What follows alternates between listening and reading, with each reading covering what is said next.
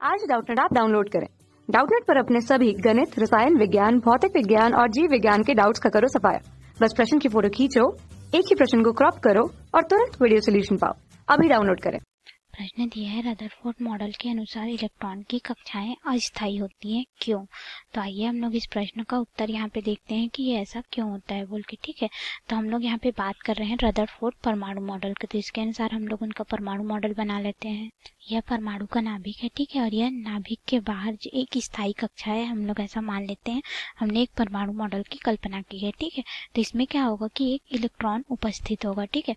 तो देखिए, जैसे ही रदरफोर्ड ने ये बताया कि अपने अल्फा प्रकीर्णन से ये सिद्ध किया कि कोई परमाणु के केंद्र में नाभिक होता है, ठीक है, और उसके बाह्य कक्षा में इलेक्ट्रॉन जो रहते हैं वो स्थिर रहते हैं, जैसे कि हमारा सौर परिवार होता है। इन्होंने इसकी तुलना किससे की? सौर परिवार से की, ठीक है। सौर परिवार में क्या होता है कि सूर्य के चारों ओर जो ग्रह रहते हैं वो वृत्तीय पथ में गति करते हैं, ठीक है। तो उन्होंने ठीक उसको इसी तरह से बताया कि नाभिक में क्या होता है कि प्रोटॉन यानी कि धनात्मक आवेश उपस्थित होता है, ठीक है, और इलेक्ट्रॉन जो है बाहरी कक्षा में होता है। उन्होंने ये बताया और बिल्कुल इसको सौर परिवार के मॉडल की तरह उन्होंने बताया, तथा उन्होंने यह क्या कि ये इलेक्ट्रॉन जो है वो घूम नहीं रहा है, स्थिर है, यानी कि वृत्तीय पथ में इस तरह से गति नहीं कर रहा है, स्थिर है।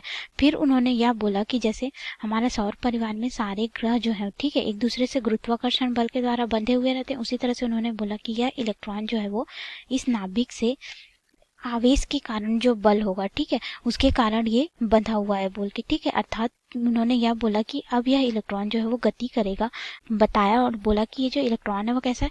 आवेशित है, ठीक है। तो इसको इस कक्षा में गति करने के लिए क्या रहेगा? अभिकेंद्र बल की आवश्यकता होगी, ठीक है। और यह वृत्तीय पथ में गति करेगा, तो हम लोग जानते हैं कि कोई भी कण अगर वृत्तीय पथ में गति करेगा और यह इलेक्ट्रॉन अभी यहाँ है तो इसके वेग की दिशा इस तरफ है, ठीक है। और अगर इलेक्ट्रॉन यहाँ पे आ जाएगा तो वेग की दिशा जो है वो इस तरफ हो जाएगी, अर्थात यह एक तरह से त्वरित गति करेगी।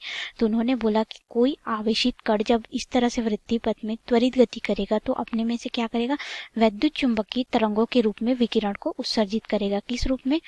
विद्युत चुंबकीय तरंगों के रूप में विकिरण उत्सर्जित।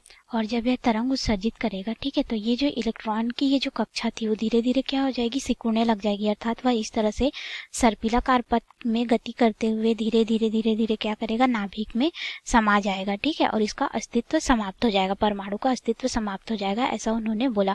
अर्थात अगर हम लोग इसके अनुसार देखें तो इस तरह से इलेक्ट्रॉन अगर वृत्तीय कक्षा में घूमेगा तो अपने में से क्या करेगा? विकिरण उत्सर्जित करेगा, ठीक है।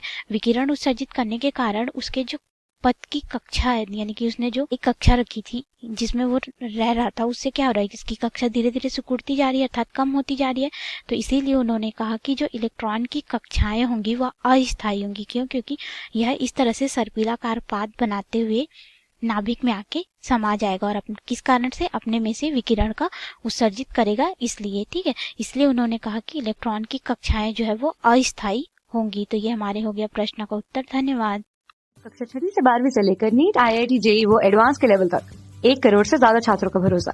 आज ही डाउनलोड करें डाउटनेट ऐप या व्हाट्सएप करें अपने सारे डाउट्स 8400 400 400 पर।